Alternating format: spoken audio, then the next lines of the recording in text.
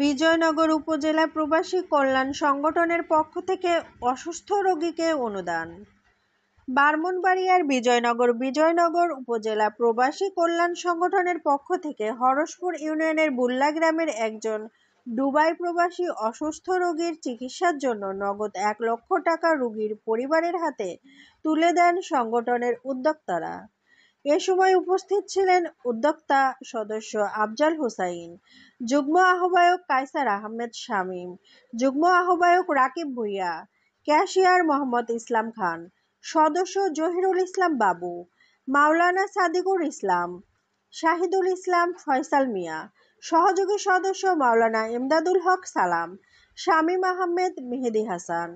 আরও উপস্থিত ছিলেন বুল্লা সরকারি প্রাথমিক বিদ্যালয়ের প্রধান শিক্ষক ও বিশিষ্ট সালিসকারক শাহজাহান মিয়া, সাচ্ছু মিয়া ও সাবেক মেম্বার জয়নাল মিয়া, মাদ্রাসার বড় হুজুর মাওলানা আরিফ হোসেন সহ আরও অনেকে।